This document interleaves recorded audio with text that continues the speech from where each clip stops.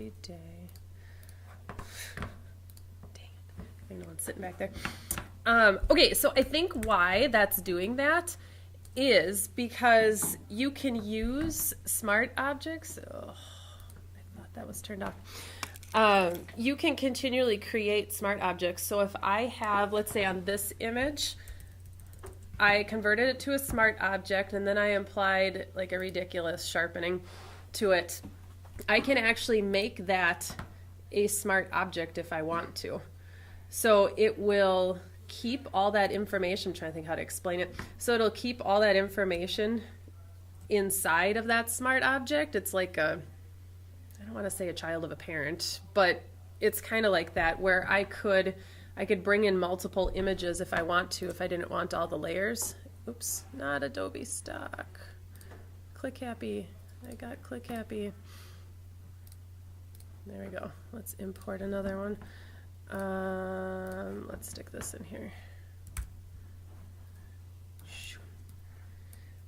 Where if I don't want a bazillion things going on here, I can just keep making smart objects. Let's do a convert to smart object. So that if I want to adjust something here, I could simply double click, it opens up and I still have all my options available, like everything I did. I don't know how often someone would do that, but I've done it before where I was doing a composite and I had like 20 different images in this composite, and then I had PSD files that were placed in there so that I could go back into that PSD file and I could do different things to it if I wanted to, just like we would with a smart object, only you're essentially creating it within the document itself rather than a separate document and then placing it, if that makes any sense whatsoever. It's hard to explain. Yeah. So that you're kind of creating like a PSD file within the smart object if you want to, and you can just keep building objects inside of objects. I could put text in here if I wanted to. If I undo, let's do this. Maybe I put text on top of here. Names, because that's a good size font. Maybe I put text and I want this both to be a smart object. I could select both of them, convert both layers to a smart object and combine them with the ability to go back in here and change it within here rather than having a bunch of layers inside my document. Maybe that makes a little bit more sense. So you can always nest a smart object inside of a smart object if you want to. But yeah, if you just have a smart object and you haven't done anything to it, like apply filters or something, it just seems pretty useless. Like there's really no point to it. Did anyone have any other issues or questions or anything? I was hoping to scan in something, but it didn't happen. Maybe I'll be able to do it today. Today, oh yeah.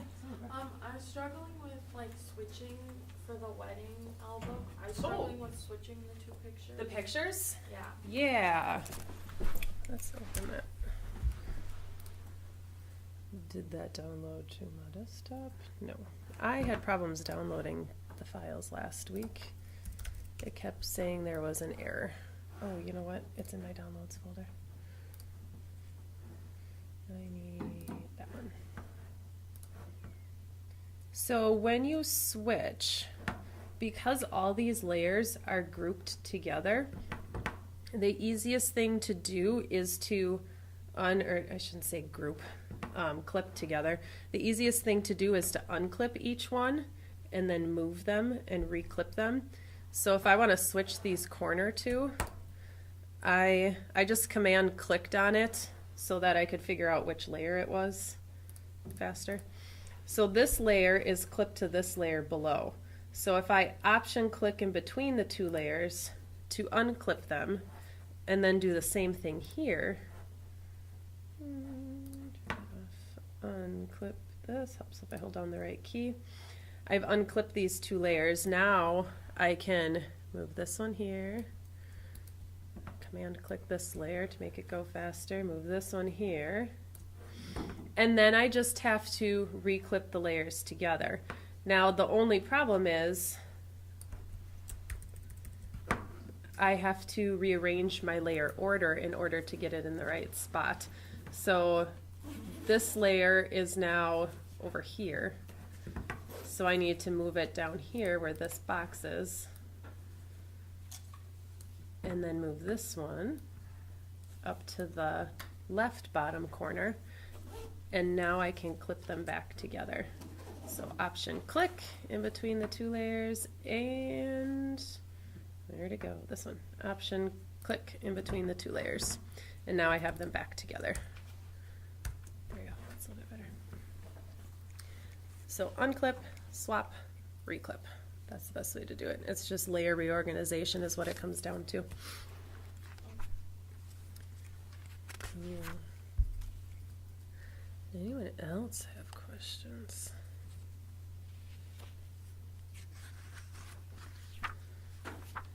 Okay. I have a question for you. Do you sharpen your images at any point when you're editing?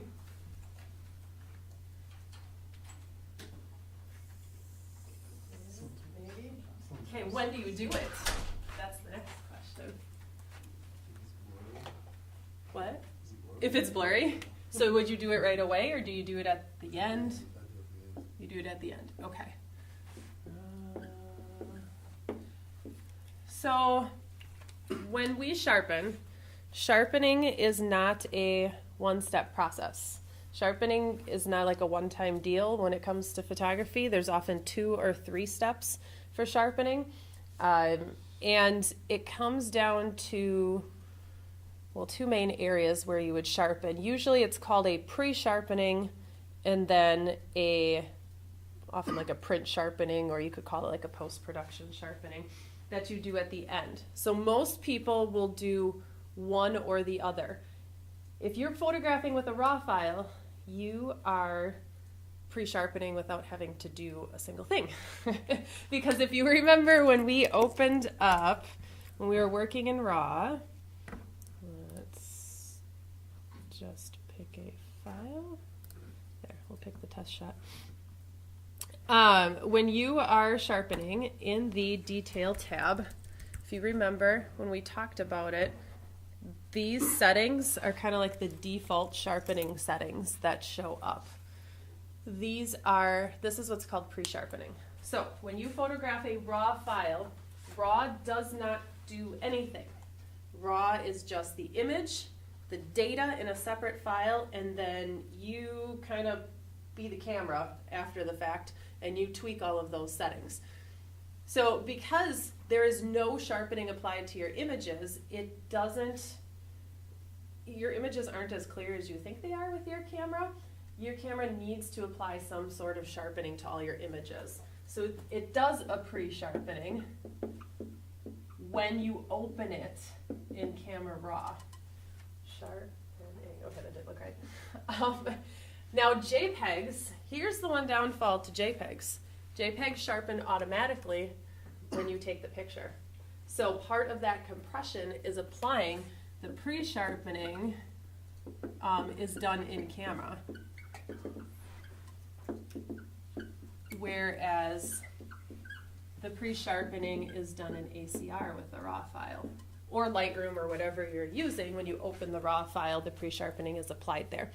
Now, there's different levels of processing that we can use too. Your images, when you first open them in some sort of raw editor, like Camera Raw or Lightroom, it's going to use the most recent process method. And sharpening, it's just one big algorithm that applies all these different things to your image when you open your image in the software. But, let's see.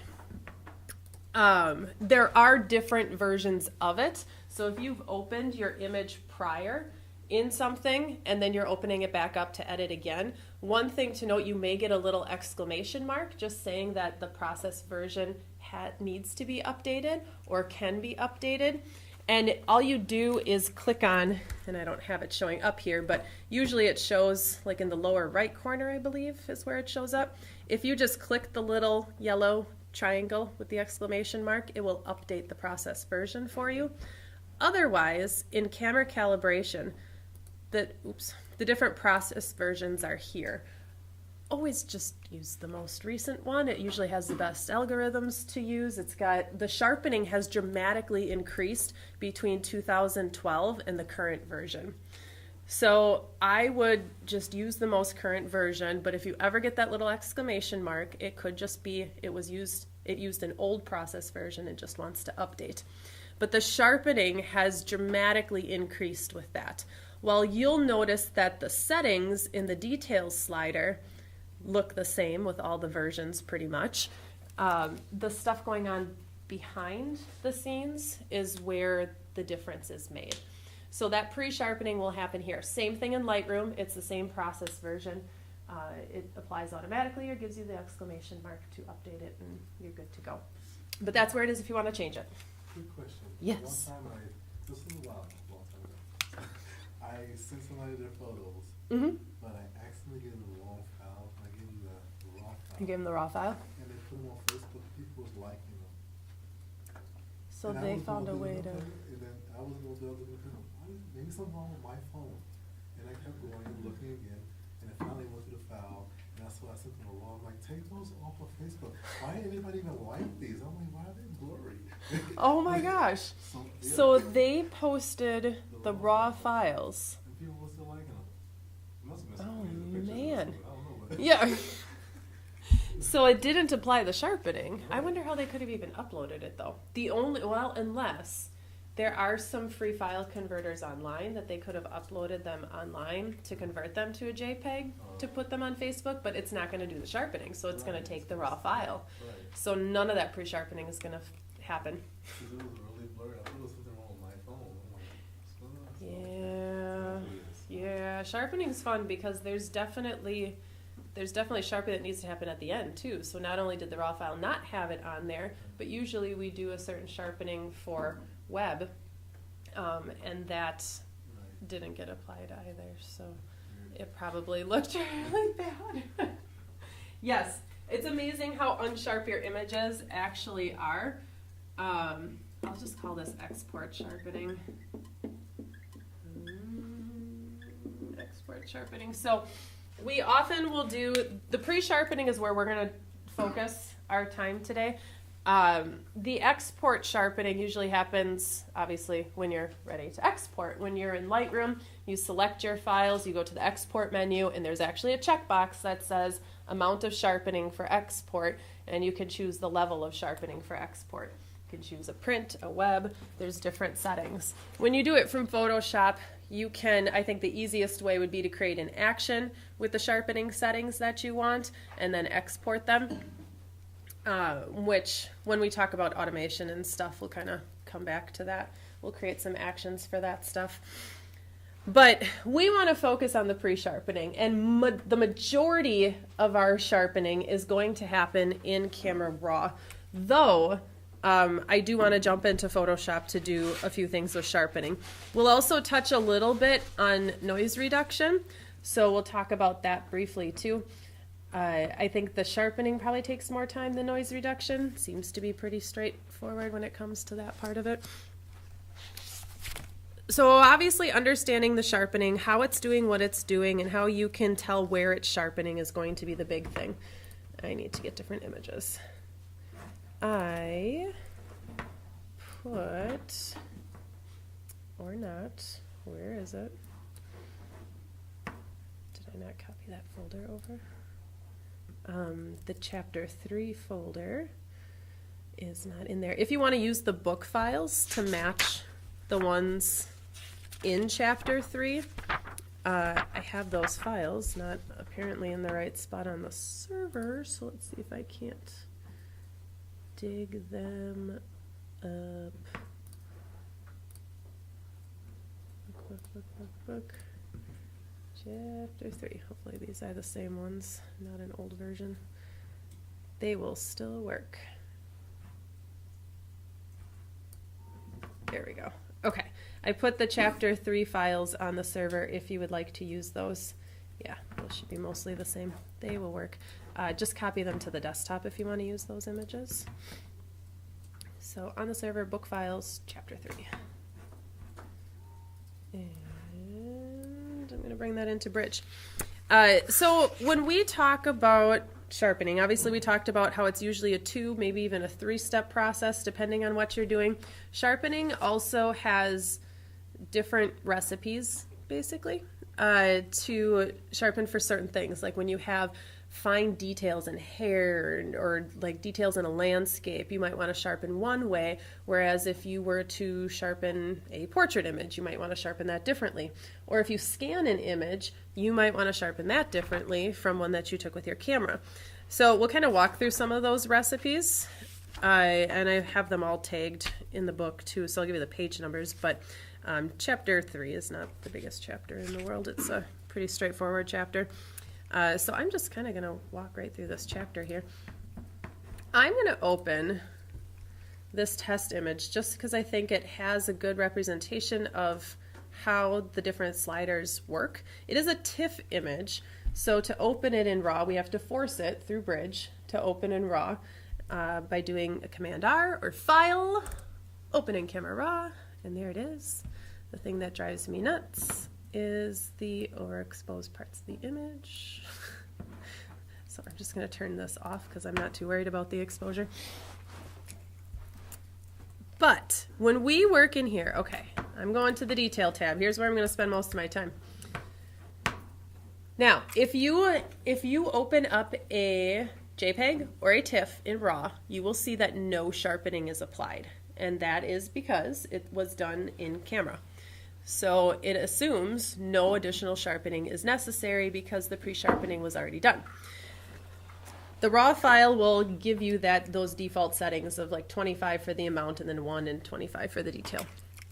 So let's briefly walk through. I know I talked about it when we talked about chapter 3, 2, whatever one that was. We're on 3 now. When we did our RAW chapter in chapter 2.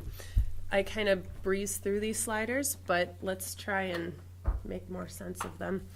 They seem pretty self-explanatory, but there's reasons for different settings for each one.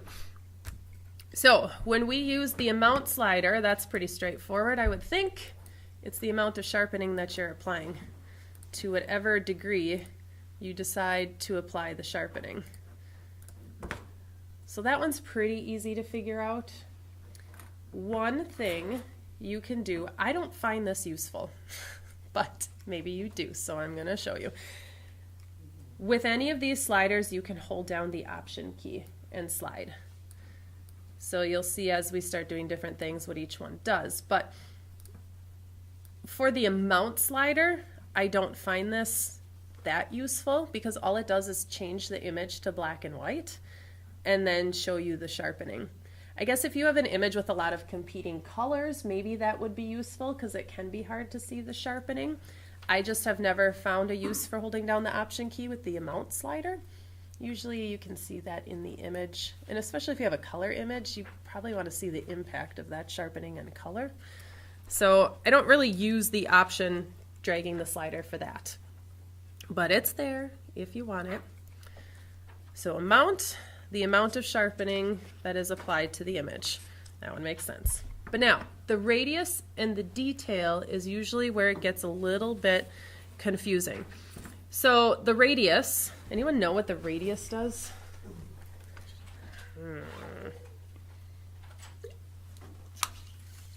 I don't know if holding down the Option key will help either. You can see what it does when you hold down the Option key, but it's hard to fully get what it's doing. So the default is set at 1. That's roughly like 1 pixel, but in RAW we have such high-res images that it doesn't necessarily mean 1 pixel anymore. In Photoshop it relates more to pixels than anything. So 1.0 is the default. The radius, and I'm trying to think the easiest way to explain the radius is basically how far away from an edge it sharpens. I could give you the technical term straight out of the book, but I don't know that that would make sense either. So basically, if I have an image, and I think her eye is probably the easiest one to see that on, and the lower I have that number, you'll see it kind of grays it out just a little bit, and you'll see that the lines are much finer and thinner in her eyelashes or even in her hair. But as you drag it over, those lines become thicker, eventually kind of bleeding together the higher you go. So the radius is finding edges and areas of contrast, and it's sharpening those edges. But it bases it on so many pixels or so many pixels surrounding that edge of sharpness is how it pulls into it. So if you drag it up all the way, you almost get a halo effect. If you overdo it, you get a slight halo around edges where it just kind of mushes together, I guess is the word that I want to use. So we typically keep the radius. 1 is a really good setting. If you have areas that it doesn't have a lot of detail to begin with, you could probably crank that radius a little bit to try and sharpen those edges. But if you have like skin or hair or a real great depth of field in your landscapes, you're not going to want that radius very high because you're going to start blending the edges together and making one big blob of sharpening. So typically we go 1 and lower when we have to do fine detail sharpening. So it's just those edges. Take this down a little bit. Now the detail slider, I'm trying to think the easiest way to explain that one too. I like the term that the book uses. It acts as a suppression control. So it's basically, it's like constraining or containing the sharpening to certain areas of the image. So amount and radius have to do with the overall sharpening. Detail and masking have to do with suppressing it from certain areas of the image. So you can easily see what detail does. Detail finds, it would find more detailed edges in your image. So like in the example here, as I drag that detail slider up, I see more of that sharpening in her skin tones because it's finding those areas of detail that aren't so obvious with a lower setting. So it's picking up sharpening in her skin, which we typically don't want to do. Wow, this is just way overkill here. So we usually keep the detail slider fairly low just because we're trying to find the edges. We're not trying to find fine details or a lot of less detail and try and amp that up. In a landscape, we might keep that detail a bit higher actually because we're trying to find those edges. Maybe it's a tree or brush in the background. And not only do we want to find the edges, but we want to bring out the textures of it. So that detail slider is really good for finding textures or suppressing that sharpening from happening in areas of where we don't want that texture to be brought out, like skin tones. We definitely don't want that to happen in a portrait. Let me see if maybe over here, this makes a little bit more sense. It doesn't help that these book files are not very high res to begin with.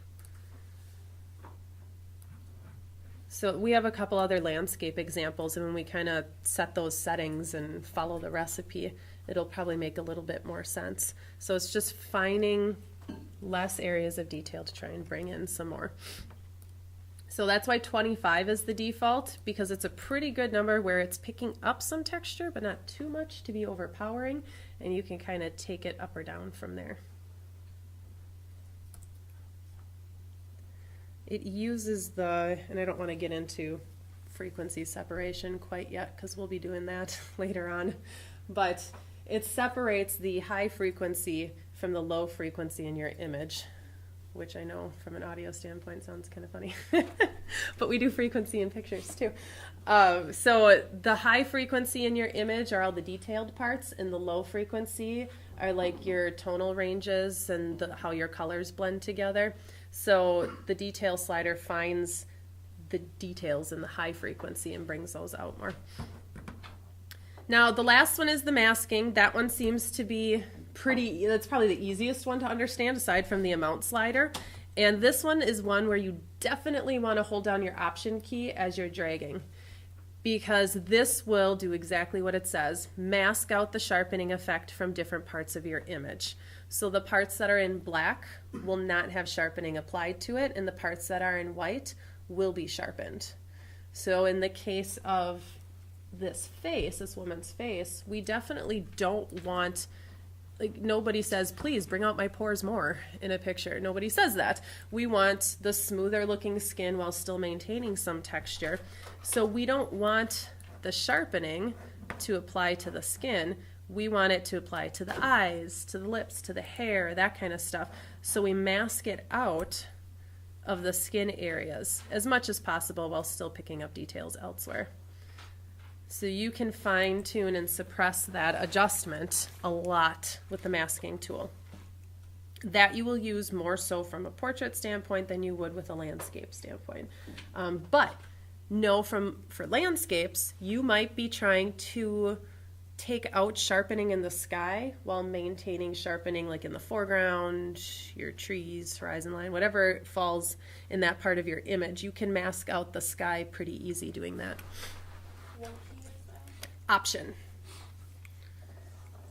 And then your image will immediately change. But it just selects where it thinks masking should be. Yes.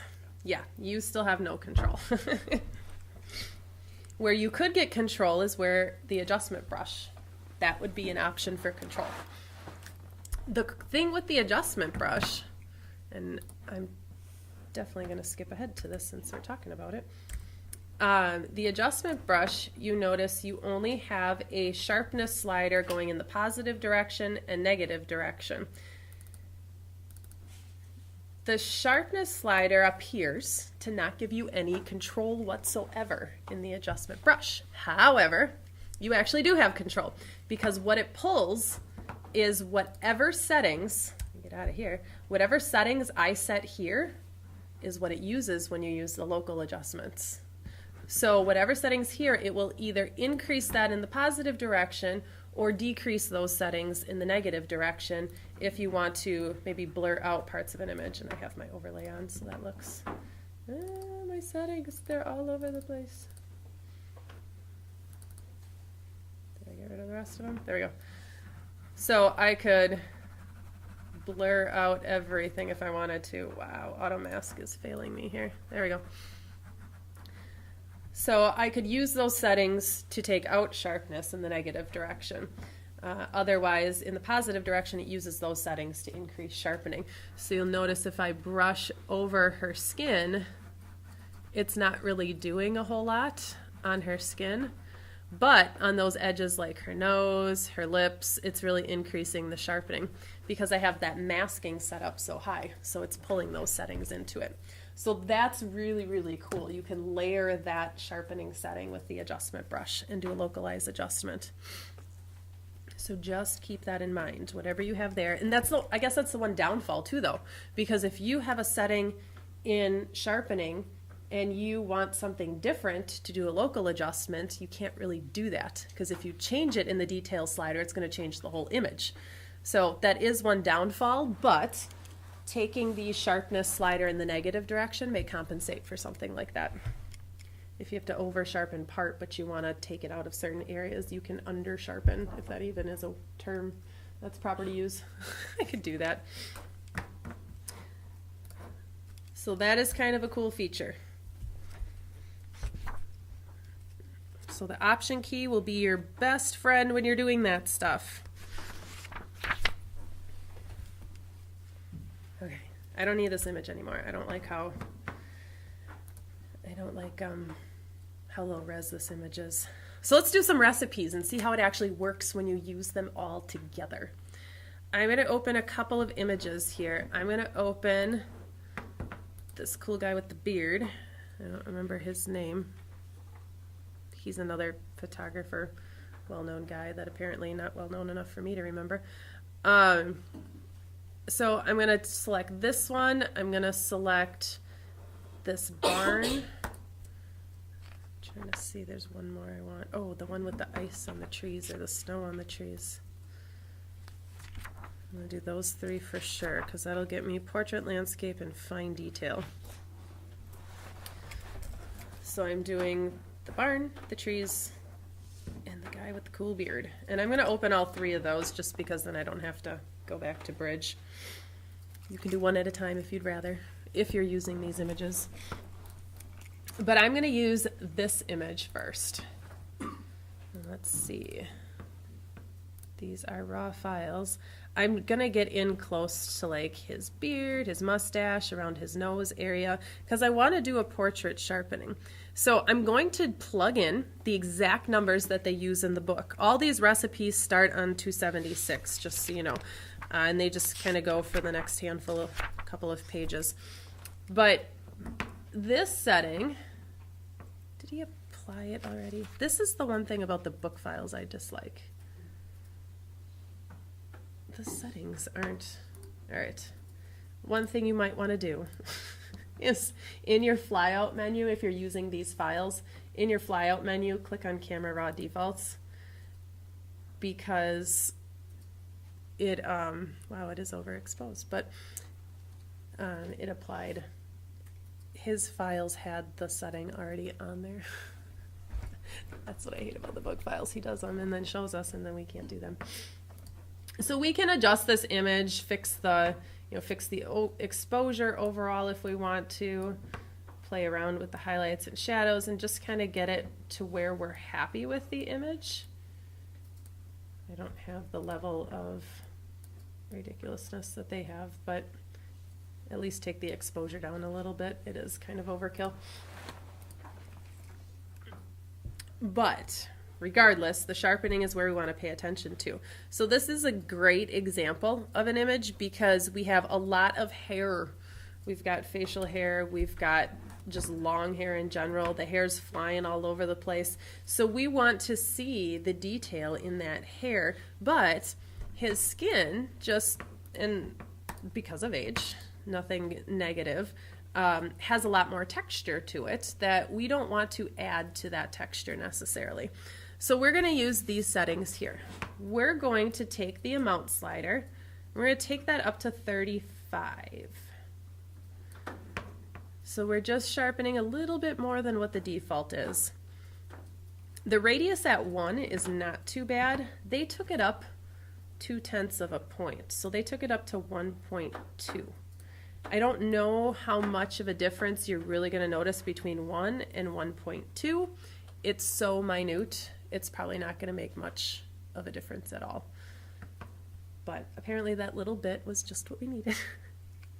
And the details slider, I'm going to hold down my option key so I can see what it does. We're actually taking the detail slider down just a little bit. And again, it's so fine that, let me see if I zoom in, if I can see these details enough. Taking it from 25 down to 20, which again, it's so fine-tuned, you're really, really not going to notice much of a difference. It's just the slightest difference. You could probably leave the radius and detail the same and not worry about it. The amount slider and the masking is where the key is going to be. The masking, we're going to take all the way up to about 70. I think, honestly, it looks a little bit better at 80 because it masks out just a little bit more in the skin. And maybe this is where you're really going to notice the radius and the changes there. Once you start bringing that up. I'm curious what would happen if I were to, we'll bring it back up. So this is a great starting point for a portrait. So if you are a person who takes portraits, this might be a setting that you want to save. You could save it as a preset if you want to, just the sharpening. Do you remember how to do that? Yes, yes we do. Crickets. Do you remember creating the presets? We didn't really do much of it with the last assignment. However, in here, with chapter 2 we did it. We can go under the preset tab. We can create a new preset that looks like a new layer. And what I would do, uncheck everything, so check none, but only check your sharpening, because that's the only thing I want. And then I would call that portrait sharpening. So you could save that as a preset, and it's a good starting point. Again, every image is going to be different, so you are going to have to tweak it for every image, but it's nice to get halfway there, or more than halfway there, really. If I can click a button to do something, I would much rather do that than click 6. So now I have my own portrait sharpening option in there. And I can do that with all of these. So that's the portrait sharpening. Now if you compare, let's see if I can, oh, mouse is out of control. I want to get close enough to see detail, but not too close. Whoa, that's not what I wanted. Detail slider. I do have to get a little bit closer. And it's not like you want to see a big difference in sharpening portraits, but usually in skin tones you want to see a little bit change, but the hair is where you want to see the most change. I really don't see a whole lot here. I'm trying to find a different spot. I honestly think that the radius can stay at 1. I think the detail can be brought up and maybe just masked a little bit more. I just don't really like the settings he used. I can crank this a little bit. Let's try 45. Oh, you probably can't see on the screen, but I can see it now. And the best way to see your sharpening is to zoom in at 100%. That's going to be the best thing. Anything you do in Photoshop, it's really not necessary to go closer than 100% on your zoom. No one, whatever the outcome of your image is, they're not gonna see that any closer than what you're looking at it at 100%. Yeah, sometimes I go to 200% when I have to like take out braces or something, which I hate when people ask, because I really do have to get a bit closer and I have to see those edges a little bit better. But for your general adjustments and stuff like that, you should not need to do anything closer than 100%. And I can see it now. But it's very subtle. It's not overkill, which is nice.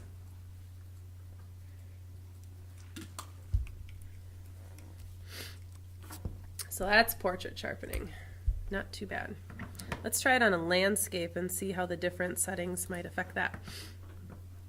I'm gonna get close here. I think the roof, and there's a lot of good texture in this image. I love the texture in this image. So when we sharpen this, we definitely want the background to be sharpened. We want the foreground to be sharpened. We want to bring out the texture on the wood a little bit more. So again, there's sharpening settings already set here. Man, that's frustrating. Let me see if I do previous conversion. No, that's too much. Image settings. Still doesn't want to. I don't want to go all the way back to the raw settings.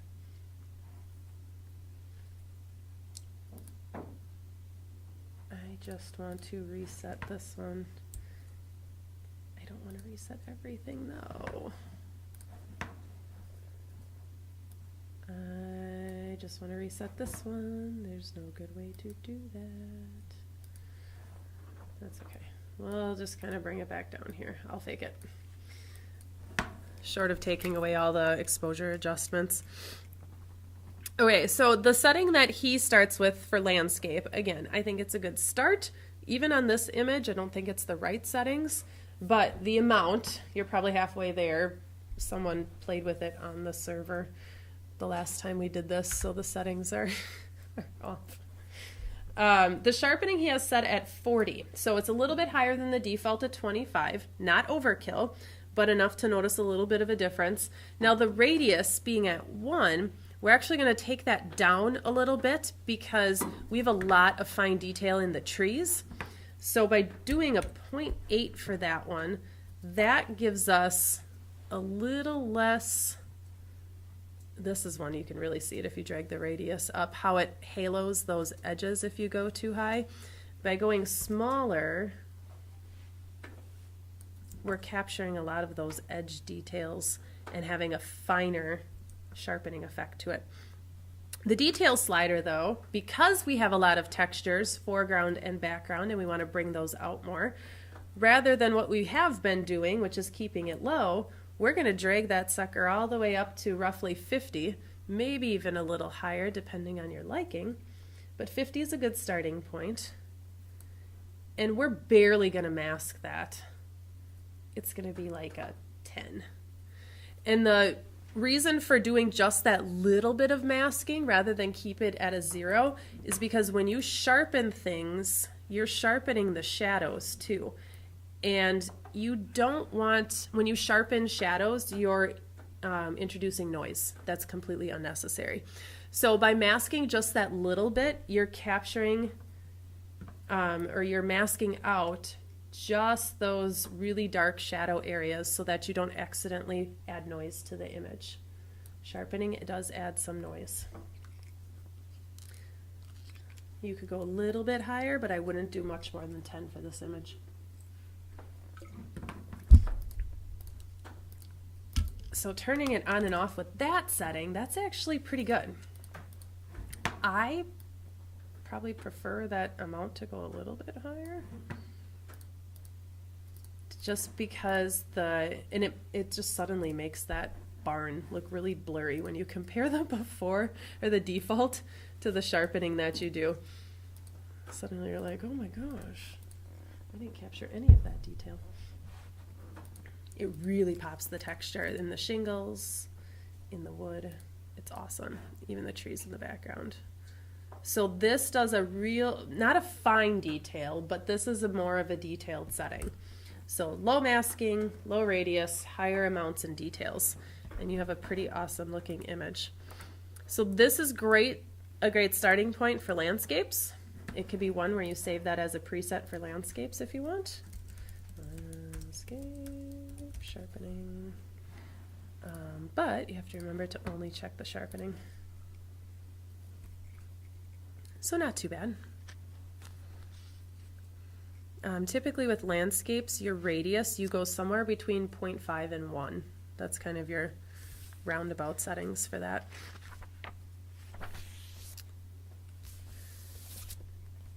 Now when you do something that has a little bit more fine detail to it, like this one with all the branches and all the snow, ice, whatever it is, covering this tree, it looks more snow than ice.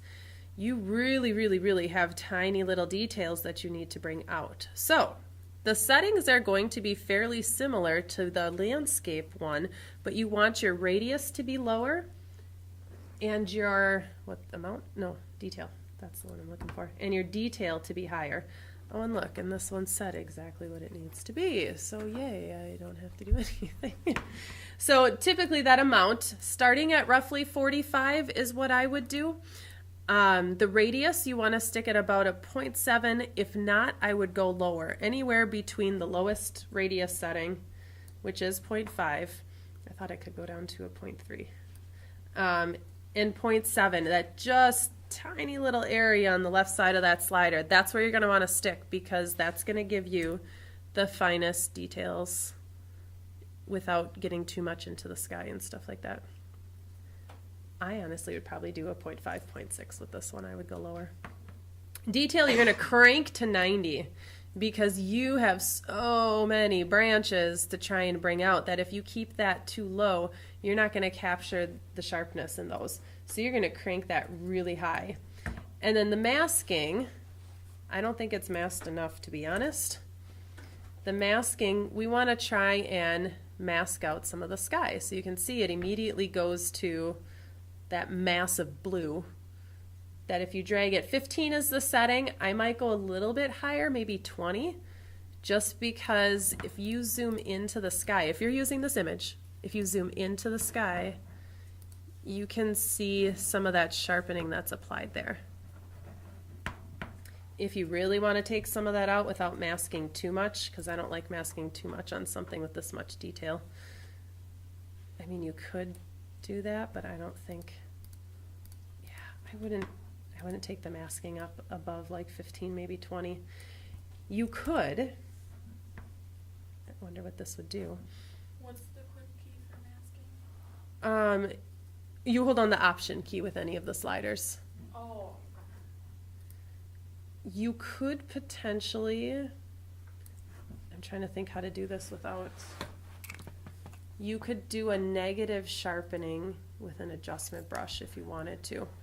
You could take an adjustment brush, you could take the sharpness in the negative direction, start at a fairly low number, or I mean like a high negative number. That doesn't make sense to me. And then you could brush it out of the sky. I'd probably use the auto mask button for this too, and I'm not at the moment. But that way, I need to see my mask to know where I am. Get my auto mask going. But that way with the auto mask, you don't bleed into the branches as much. You're going to do it a little bit, but not a whole lot. But I'm thinking if you were to do this in the negative direction, let's zoom in just a little bit. That actually helps. Did I change my... No. I don't have any settings except for the sharpness, and it's darkening my image, my sky. What is the deal? Exposure 0, shadows black 0. It's weird. Oh, color. There it is. Found it. It's still doing it. What are you doing? Oh my gosh, that's frustrating. Okay, let's get out of this brush, go back in, and then maybe... No, it's still doing it. What the heck is wrong with this thing? Oh, it deselected it before I... That's what it is. Okay, sorry, have to talk out loud to myself. That's better. Okay. Ah, there we go. There we go, so I can see the turn on and off the sharpening. Yeah, so that helps a little bit. I could even take that setting down just a little bit if I wanted to. Blur that just, oh, that's a big difference there. I just got to be careful on those edges that it captured. So you could take the sharpening with an adjustment brush in the negative direction so that you don't take the sharpening out of the branches, but you are taking it just solely out of the sky. And I think just that little bit extra, I know you can't really see that up there, but if you try it on yours, you'll definitely see it. Just that little bit extra makes a difference in the sky, because we don't need that in there. That works. I like that. But for fine detail, these are great settings. High detail, mount slider a little bit higher, but low radius and low masking. So you can save that one if you ever wanted to use it as a fine detail sharpening. And you can use it over and over and over again. Ta-da!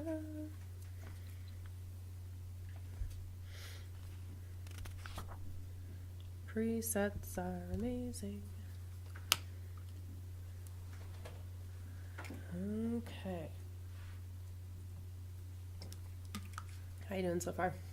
I'll take a break here in just a second.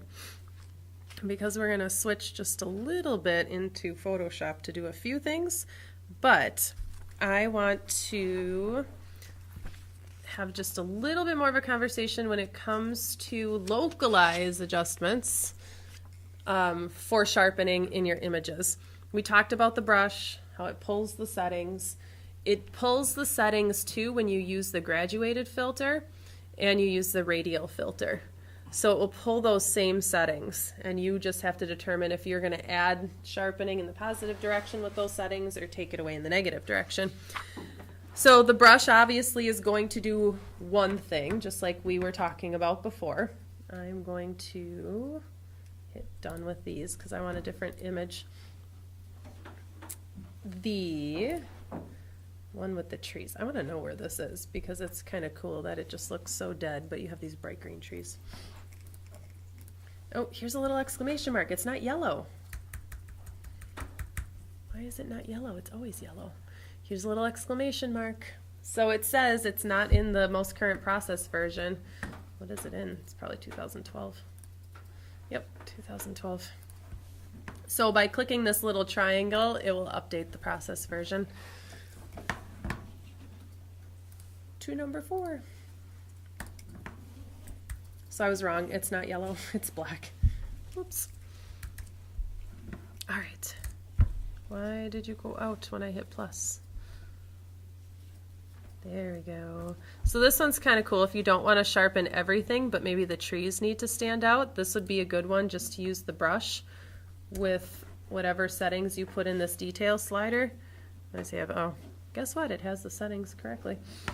To use the adjustment brush and just, oh, except for I blurred mine. Oh, how high did we go? Really? 100%? I don't like using 100%. That scares me. I guess to initially see it is fine, but probably pull it back after that. So you can brush over all the trees. Life is good. You have a little bit of masking, but for the most part, you're sharpening all the fine details. That is overkill. 100% is not a good setting.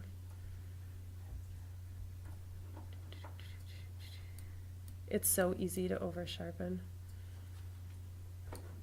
Yeah, 100% is a little bit too much. That's better. But now I have more detail in those trees, and I didn't do all of them. And especially the ones in the foreground, they're not as, they're a little bit more blurry than the mask. To delete these. They're a little bit more blurry than they are in the background. So I could sharpen the foreground, I could blur the background and even it out if I want to. But we kind of understand the adjustment brush, so I don't need to talk too much about that. What's really cool is actually doing the negative sharpening, like I used on that portrait image, where you can use the brush, you can take the sharpening in the negative direction, you can soften like the skin. You can use that as a cool effect to do negative sharpening in an image, like a landscape image. I'm going to cancel this. I'm going to open, where is it? I'm going to open this image. This is kind of a cool thing, and I would do a couple of things to this image. One, I would dehaze it just a little bit to get some more detail in the background towards the top of the photo. But then what's kind of cool is I could actually blur that background just a little bit to bring more attention to the foreground. So this is one way in Camera Raw to do a negative sharpening, which we don't do often. We think sharpening must be sharper, but we can use it for effects. So I'm going to use the graduated filter, and I'm going to take the sharpening, instead of up, I'm going to take it down. I'm just going to start at 100 and then I'll tweak it after that. So I'm going to take it down, and I'm just simply going to drag it out on a little bit of an angle. I don't want to clip too much of the clock, because I want that to be in focus too. Maybe I won't go quite as far. Maybe I'll go just by the clock there. So I can take it in the negative direction to blur, and I could then drag another one if I want to from this side to try and blur that background too, without getting too much there. But I also want to dehaze it just a bit. I think it needs it. Click back on that pin, dehaze a little bit. I almost want to drag another one. Okay, it kind of works. Although if I left the dehaze out, it would almost vignette it. So maybe not dehazing is a good option. Or toning it down just a little bit. Maybe it's just too high. It's kind of cool.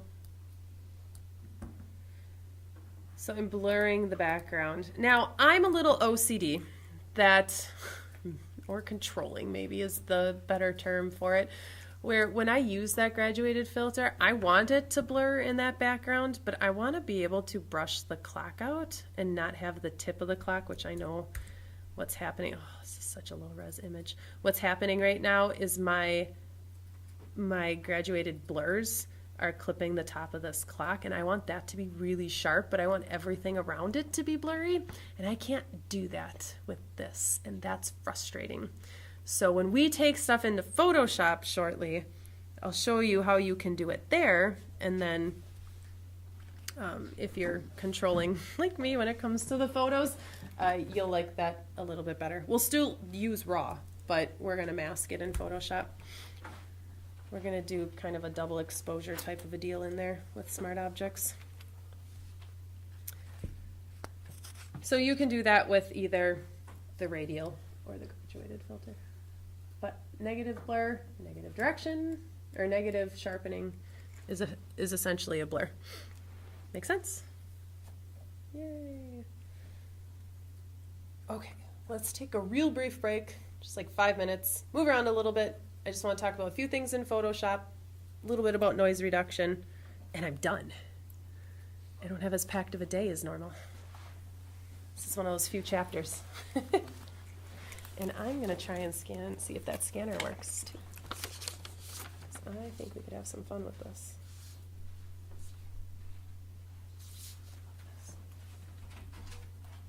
I don't think the scanner works at all.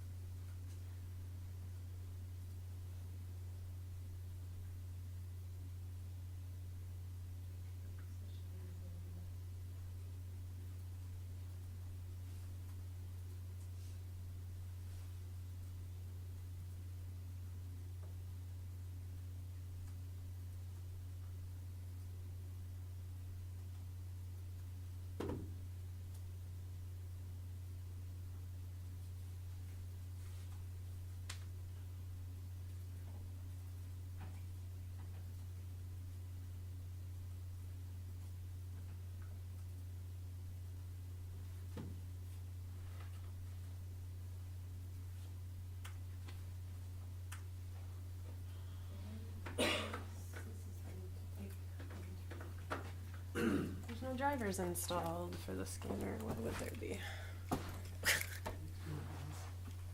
It's oh, this one's going faster. Okay, the other one was not.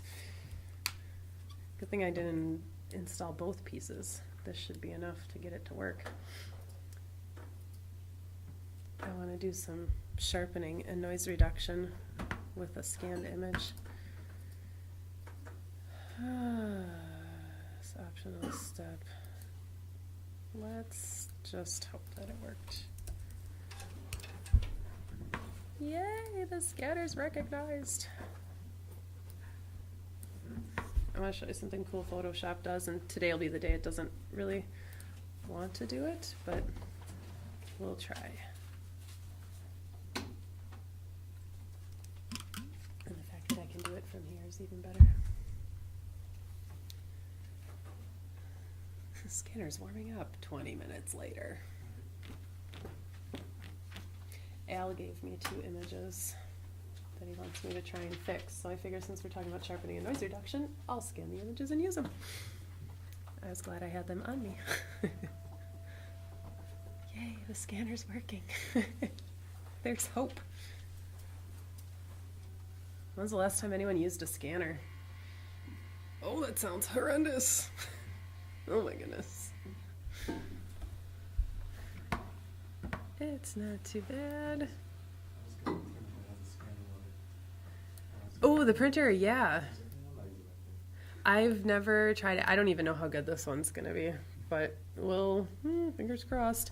75 DPI, that's the weirdest number, and that's nowhere near what I would think would be acceptable. What is up with this? This is weird. Okay. I just want to show you what Photoshop does. That's kind of cool. If I can get this to work, let's do 300. Sure. I'm going to do 6 and then take it down later. I've learned with scanning, if you ever have to scan anything, just as a random side note, scan for a higher resolution, then take it down when you're done so you get the most detail out of it. So I'm going to scan this at 600. 600 color, scan to, I'm not digging for it. Desktop, scan JPEG, sure. Yeah, we'll let it do a JPEG. Let's see what happens. I want to show you something Photoshop does. If you ever just scan multiple images, Photoshop will actually detect the images and it will crop them and move them into their own documents automatically. If it works. It should work. Hopefully, once it scans this little bit here, I can bring it in and show you.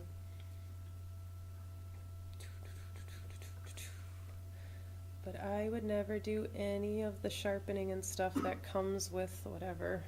So if you need to scan anything, we have a scanner in here. You use no special software but the image capture that comes with the computer.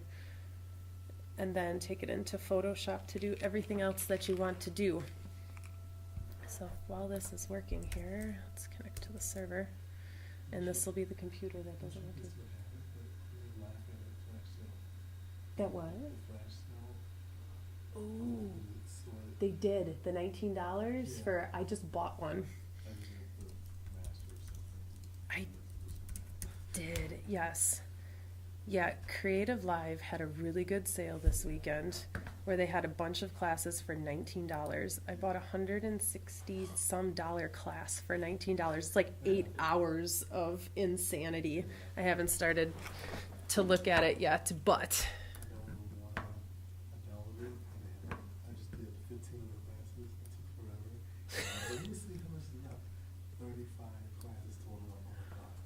oh. No. Yeah, I downloaded a business one because I'm hoping I can use it for promotion and portfolio class. But man, okay, let's see. On the server, let me open this and see if I can't get it to do what I want it to do and hope it works to show you. Please work, please work, please work. There's the images. We're gonna try and save these images here. Okay, let's hope it works. Fingers crossed. There's a feature in Photoshop that if you have multiple images on a page, it's under File and Automate, and it's called Crop and Straighten Photos. Please, please. It detects the edges, it crops them, it straightens, and it did nothing. Why did you not recognize the two images? All it did was crop to the edge. No, it failed me. Oh, you guys, it's such a cool thing when it actually works. Oh, man. I wonder if they changed something within it. I've never had it at least not recognize the two separate images. No. That sucks. I was expecting more. Oh, epic fail. Okay, well, it didn't work, but it should find, crop, straighten these edges here, and crop it into two separate documents so the images are individually cropped. But it failed me on so many levels. So, man, I'm gonna have to do them individually. That royally stinks. So close. Straighten. Find my edges, please. There we go. I just want to see if I can't do a little sharpening and noise reduction.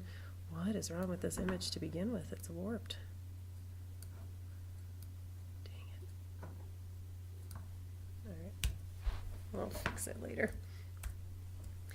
There we go. Okay, this image has all sorts of problems. It needs some cleaning up. It needs some love. And I'm hoping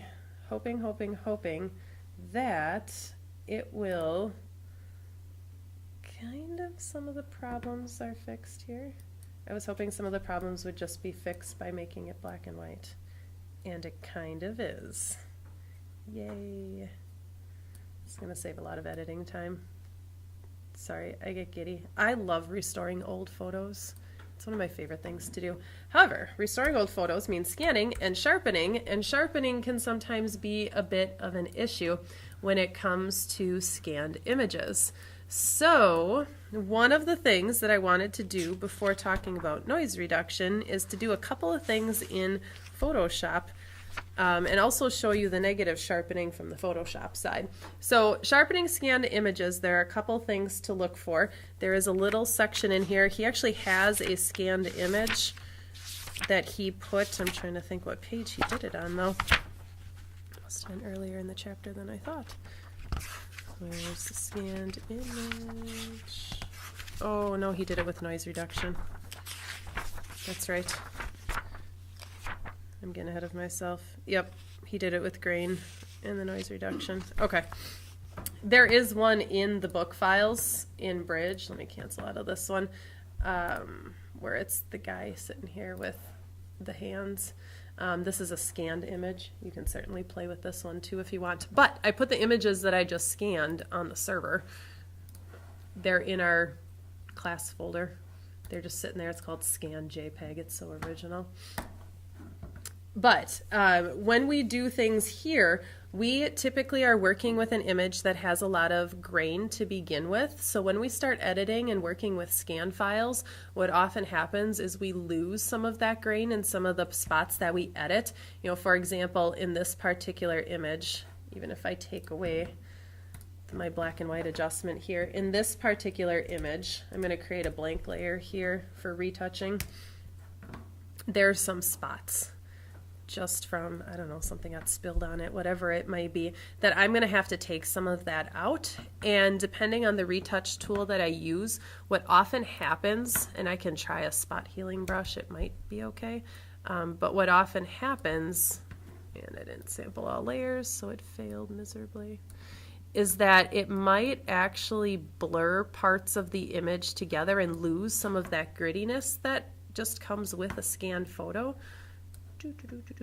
It's not doing too bad, but I can see a couple of spots where it's happening. There we go. It's actually doing a pretty good job of the spot healing. This is exciting. But what happens is it's kind of soft in some of these areas where I have some grain around it. I can see this edge. I have to clean that up.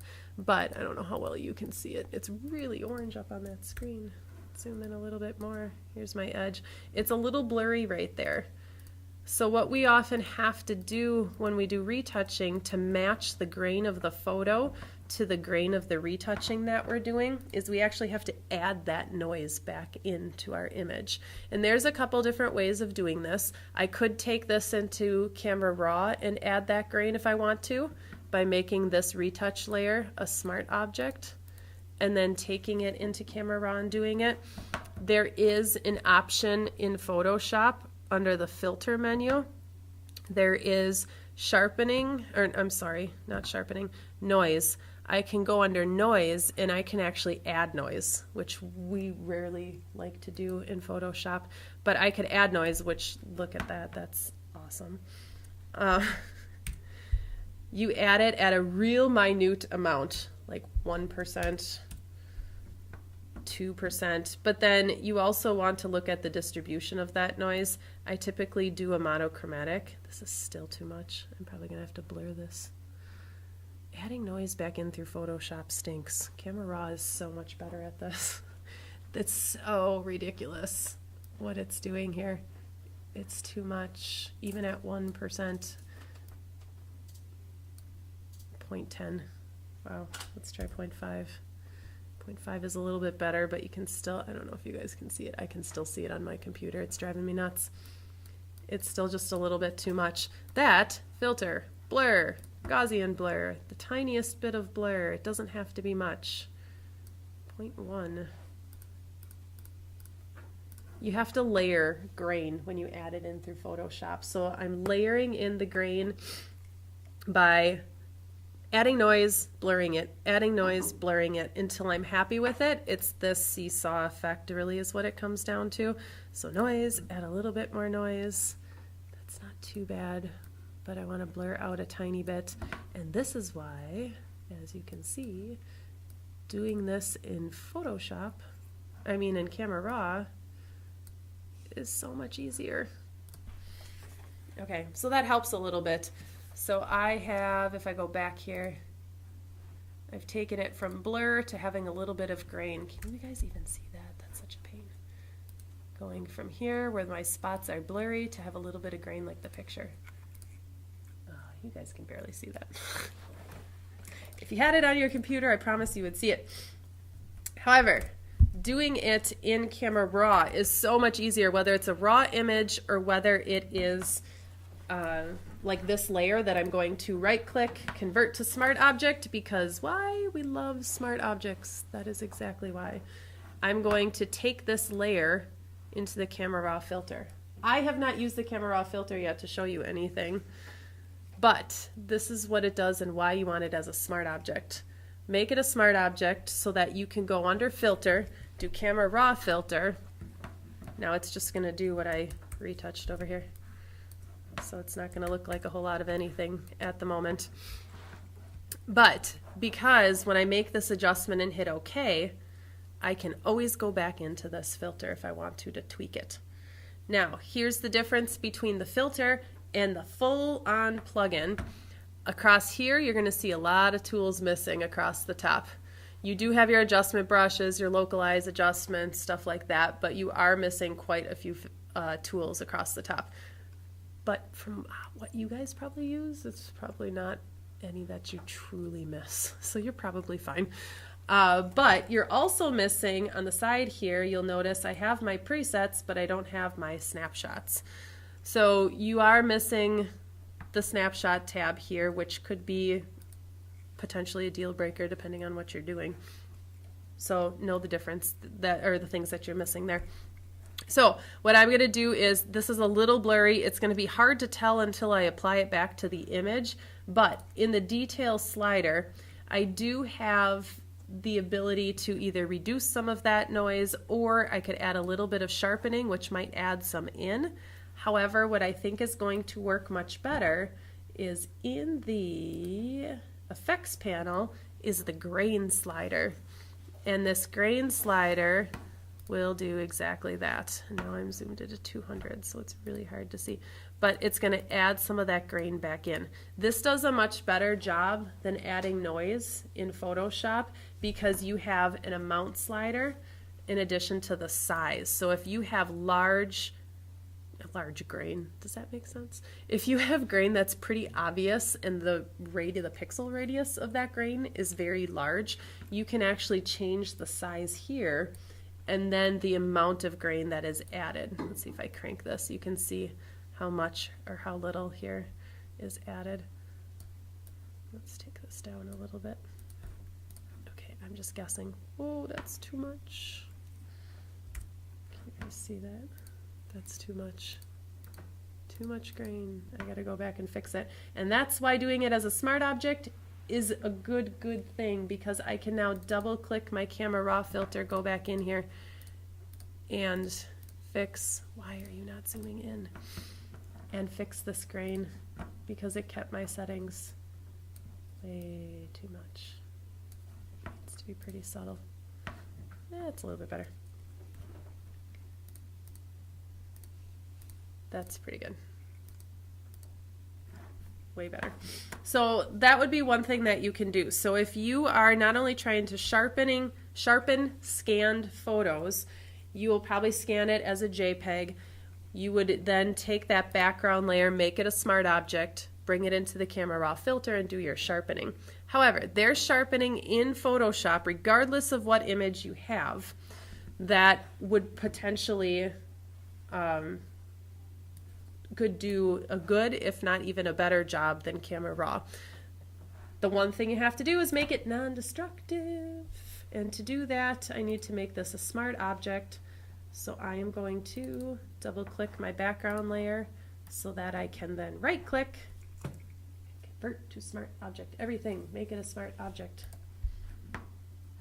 Now with the smart object, I can do any sharpening that Photoshop offers, or I can take it into the camera raw filter and then do the sharpening like we just were.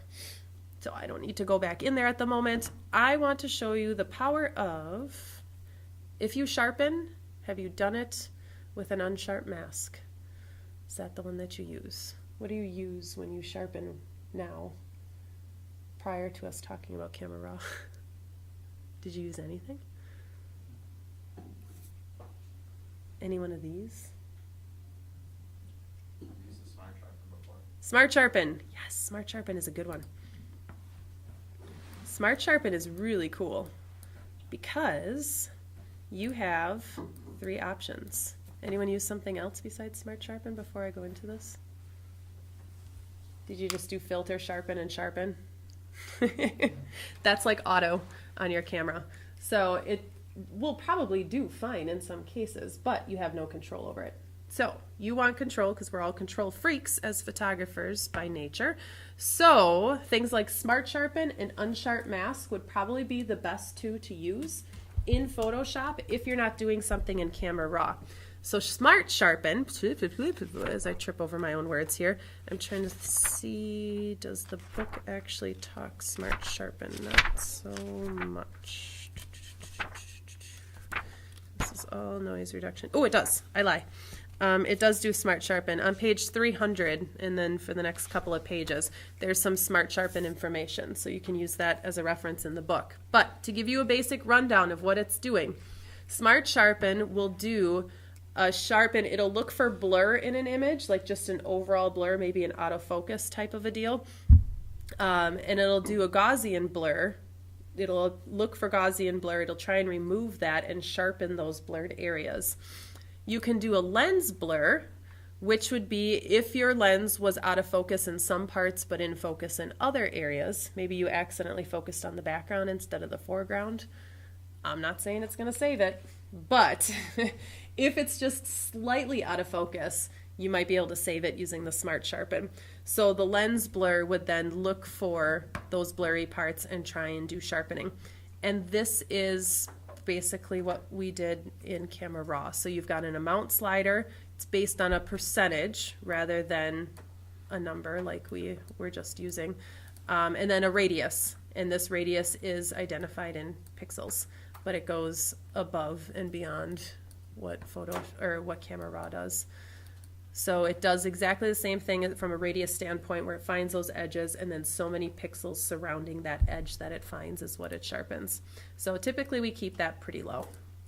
But unless you're doing some weird effect, maybe you crank that. I think that's ridiculous, but it gives you an example of good example of what radius does. And then it reduces noise. So you don't have all the sliders that Camera Raw has. However, the amount and radius are the two you use the most anyway. But then where it does add in noise, it allows you to try and take it out. And then you have the motion blur. So if you were moving when you took your photo and you have a slight blur from you or the motion of the subject, more so the motion of the subject, you would use this motion blur. And then you can choose, you have a little circle here, you can choose the direction the motion is coming from, which now I'm going to create it. I was hoping it would. There, it's pretty obvious here. So it's going to look for that motion, and it's going to try and correct it when you sharpen it by reducing that motion. And the direction, however you decide to turn this little dial here, it indicates where the motion is coming from, and then it fixes it based off of that. Oh, that's overkill. Let's take this down. Too much, can't handle it. So that's what the Smart Sharpen's going to do. Now I'm not going to get into this part, but there is a drop down that says Shadows and Highlights in Smart Sharpen. And this allows you to apply or not apply sharpening to the shadows and the highlight areas. Smart Sharpen is pretty awesome because I can say fade the sharpening in the highlights, and I can choose the radius as to where it detects those edges, basically is what it does. So just to kind of give you a rough idea without going too far into the advanced features, but page 302 will run through that a little bit more with you. So it might give you some good recipes, a good recipe that you can use and play around with if you want to. So this just either fades sharpening from it and then based on a certain radius, so that you're not adding noise and sharpening into shadows where it's not needed, and vice versa for the highlights. But without that, it just does its own thing. No, you can be a little bit more advanced with that if you want. There are also some presets. Now, there aren't any that come with Photoshop. However, if you find settings, and we're going to talk presets and stuff like that in a few weeks, I believe, right around spring break-ish, just before or after, I can't remember the exact date. But when you find settings that you use often, maybe with a certain lens you find you have to do certain sharpening, you can actually save a preset with all of those settings and then simply click on this drop-down menu and then click on whatever you have saved so that you don't have to try and remember your settings or save them, or redo them every single time you go in. So presets are amazing. We will come back to presets, but that's what it does. So that's the basic idea of the Smart Sharpen tool. The other one that you might use under the filter menu is Sharpen and Unsharp Mask. This was the end-all be-all for sharpening before Smart Sharpen came along. So it's a fairly old-school way of doing it. However, it is basically what Camera Raw is doing in Photoshop, but only 3 of your 4 sliders. So you have your amount, your radius, you don't have a detail slider, and you have one called Threshold, but Threshold is essentially your level, your masking. It's kind of like masking and details combined. I know that probably doesn't make a whole lot of sense, but it's doing essentially what those 2 sliders do, but as one. So just think of it as masking. It's probably the easiest, but it does tie in the details slider. But Unsharp Mask is an awesome one to use, and we use it all the time. Most of the time you don't need to go above 100%, but depending on what you're doing you might crank it. But 100% is the sweet spot in Unsharp Mask. I'm trying to think, did he do Unsharp Mask in this chapter? I swear he did, because everyone uses Unsharp Mask. Yes, he does. Okay. So those would be the 2 that I would definitely recommend. There are obviously other sharpening, Sharpen, Sharpen Edges, and Sharpen More, are just all automatic. You don't have a whole lot of choice in it. Shake reduction's kind of cool. The processing time, depending on the size of the image, does take a little bit. However, it's going to find areas of blur. This is not a good image to do this with, but if you had a little bit of motion yourself, this would kind of be like using vibration reduction or image stabilization after the fact. It's going to do exactly that. It does a pretty good job automatically of finding it, and then you can tweak it if you want, but this is nothing that we necessarily go into with this. So, but it's there if you want to play with it. Okay, remember that clock? I'm going to close this image. I'll do some stuff later. I want to use bridge here. I'm going to open this clock. London. There we go. That is London, right? Yes. I'm going to open this in Photoshop. Okay, so we had, let me see if there's graduated filter applied because I want to get rid of it. Okay, no. I don't want to do any localized adjustments with this one. So if you decide to play with the same image for what I want to show you, remove any localized adjustments that you may have applied. So go into your graduated filter, click the pins and delete them. Because I want to do this manually in Photoshop. So remember how I said when I use the graduated filter, it blurs the tip top of this? I don't want that. I don't like that. I might want the clock itself in focus. I might want this building here in focus, but everything beyond that to go out of focus. So what I'm going to do, I'm trying to think, do you remember when I showed you the double processing with Camera Raw, where I opened it in Photoshop as a smart object, did a copy of that layer so that I could adjust them separately? That's exactly what I'm going to do here. So I'm going to open this as a smart object by holding down my Shift key, clicking Open Object, so that I have a smart object. But I want a background that is sharp, and I want another layer on top that I will blur out using Camera Raw. So I'm going to not Command J this layer, because whatever I adjust then will apply to both layers. I want two smart object layers that I can adjust independently of each other. So I right click, new smart object via copy. Important step. So that now I can do this one independently of the other layer. But I want to edit this in RAW, so I'm going to double click this top layer. I'm going to open it in Camera Raw, and I'm going to do my graduated filter. So I'm going to do that negative sharpness. I'm going to take out the dehaze, I think.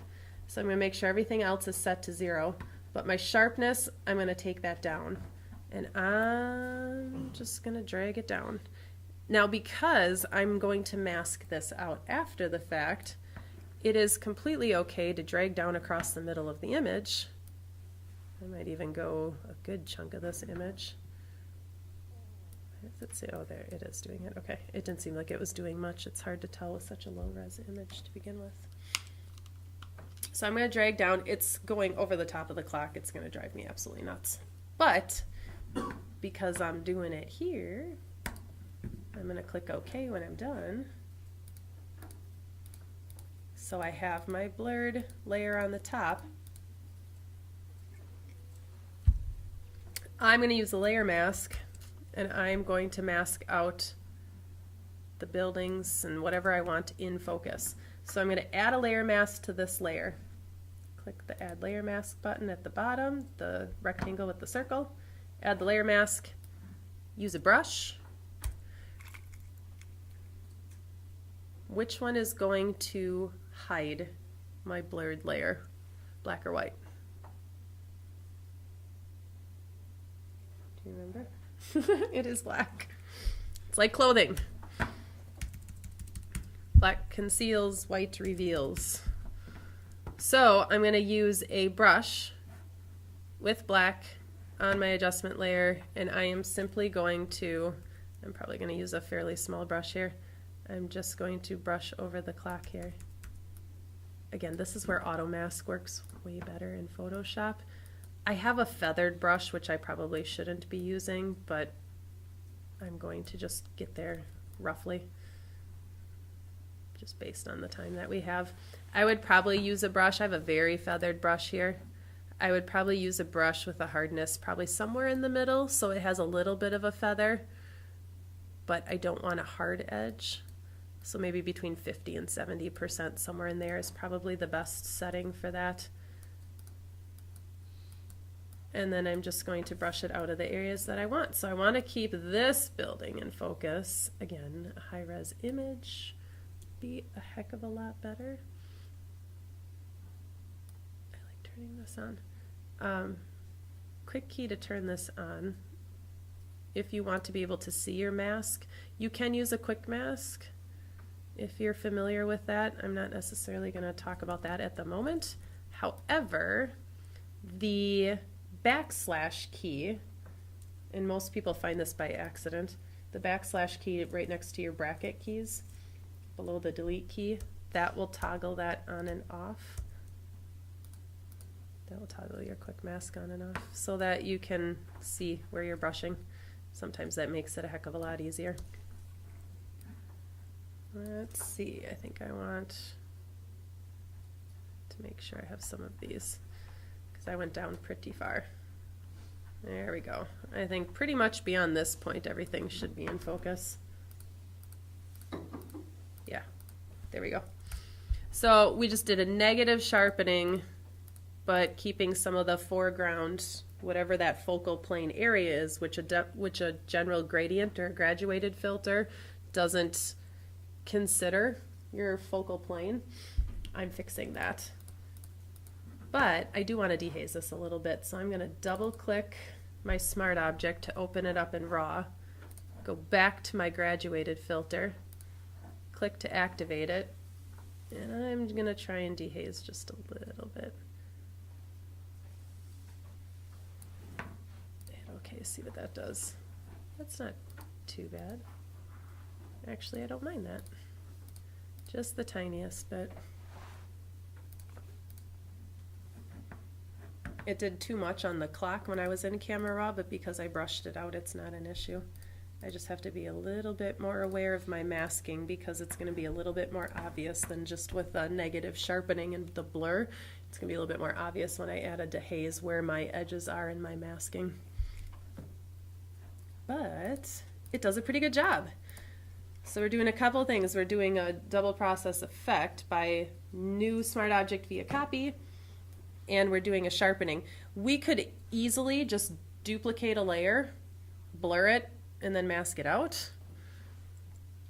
But this is a little bit more non-destructive. We like that. Okay, I have like 2 minutes left to do what I want to do. Noise reduction is not much of a conversation, which is why it only takes a couple of minutes. You doing okay with the sharpening though, before I switch to noise reduction? It's not too bad. Okay. Noise reduction is not rocket science. We try and do most of it in camera raw where possible. Let me open this fish. This fish has noise all over the place. The blue fish with a ton of noise. That is a low-res image. In the detail slider, noise reduction's at the bottom. The only thing that I want to point out, so we've got, it's not active unless you have the luminance slider beyond 0. Then your detail and contrasts become active. I know I talked about that when we did camera raw, but just as a reminder. One thing people forget to look at when they are trying to reduce noise is that the color noise reduction slider acts completely independent of the luminance. Luminance is the overall color tone, like tonal range, and the noise reduction of the luminance. But when you crank that luminance just to see what the noise reduction does, you're often left with little colored artifacts, especially in JPEG images, that you need to pay attention to the color luminance slider. Let's add a little bit back in to take out some of those colored artifacts. Again, especially from a JPEG, and you can see even just that little bit here, we've got a lot of purple, greenish color artifacts here that when we crank that up, it takes that color noise out. So just pay attention to the color and the luminance. Usually the luminance will take care of a big chunk of that, but we often need just a little bit of the color. And then the detail and the contrast do exactly what you think it would do, especially compared to the detail of the sharpening detail slider. The luminance detail is very similar. It's just how much of that detail it that's not the word I'm looking for. It captures when it's doing the noise reduction, if you're leaving a lot of that detail in, or if you're taking a lot of that detail out in part of your noise reduction. So, and then the contrast is exactly what contrast is, what you would assume it does. So from a noise reduction standpoint, honestly, that's about all there is to talk about there. This does a really good job. I honestly think Lightroom's noise reduction is a little bit better than Camera Raw. Just saying. This still does better than a lot of the noise reduction options in Photoshop. Again, let's get an image that... I don't think there's a lot of noise in this. Oops. I don't think there's a lot of noise in this image to begin with, but I guess maybe there's a little bit here. But in Photoshop, under noise, there is a reduce noise option. That is probably the go-to for noise reduction. I can see a little bit in his pants. I see color noise in there. So this will do similar things to what Camera Raw does. However, there is a nice little checkbox when you do have a JPEG that when you check that, it will automatically look for those color noise artifacts that are most obvious in JPEG images, and it will do a really good job of automatically removing that. However, your reduce color noise slider, you might still tweak a little bit above and beyond that. But this checkbox is amazing for JPEGs. And you do have an advanced tab in here that allows you to reduce noise per channel, but that's a whole nother discussion, so I'm not even going to get into that right now. You don't need that quite yet. Too much information in a short amount of time otherwise. So, reduce noise is your best option in Photoshop. Otherwise, make it a smart object and do it in Camera Raw. You probably will be happier with the result there than noise reduction in Photoshop. Okay. Like I said, sharpening is not rocket science. It's a fairly easy chapter. It's just how many different ways are there to do it and what are the recipes to get you what you want for your image. So this chapter has some of those recipes in it. We walk through a lot of those. There are one or two other ones that as you flip through the chapter you might find and use. As far as reading for this chapter, we've gone through a huge chunk of it, so there's not much more above and beyond what I just went through. But I listed those pages, so use them as a reference. You have gone through most of this with me. Page 310 to 312 is creating a depth of field brush in Photoshop. I did not go through that, but you will do that as part of your assignment, but it is very self-explanatory, except for the blend if. But I want to go through the blend if with a different part. You're basically using the high pass filter for this. Don't worry about the blend if part that he talks about. I am going to explain that at a different time when we do something else. It's easier to understand on two different images overlaid on top of each other than the same image with the duplicate layer and trying to blend it, because it's really hard to see. You won't understand it.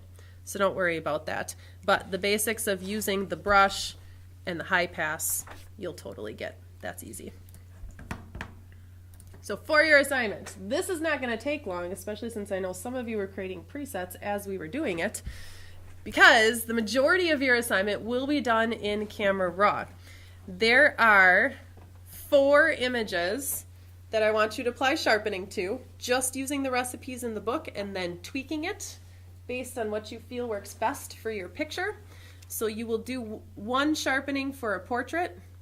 If you don't have a portrait image, I don't know, have someone hop in the studio and take a picture of you during a flex lab, or have someone snap a shot of you to use. Or use your, maybe your eyeball from your first week assignment won't work too well. You need more of your face. Landscape image, do the raw sharpening that we talked about to that, the fine detail one that we talked about. We talked about negative sharpening. Do all those in Camera Raw. If you want to bring it into Photoshop to kind of do the double processing like I was just showing you with that London picture, go ahead, but do it as a smart object. If there's any image that you're taking through Photoshop into Camera Raw using the filter, you must do it as a smart object or I cannot grade that assignment at all because I need to be able to double click the smart object to see your settings. The last one is this creating depth of field that is done on page 310 to 312. It's just using the high pass filter on a duplicate layer is all it is. And then you will submit those 5 images into onto the server next week. So submit them all as DNG files for the raw ones, or PSD files if you have to use the Camera Raw filter with the smart objects. And then for sure the PSD file of this last one, regardless of how you're doing the rest of them. The important thing to point out for the Camera Raw images, do before after snapshots, please. So do the snapshot before you do anything, make your sharpen adjustment, do the after. That's the big thing for those. I lied when I said 5 images. I'm going to change this. I don't want you to do more than 5. I said do 10. I don't think 10 is necessary for what we're doing. Select any 5 images. I made them do 10 last time because I must have been mean. No, just do 5.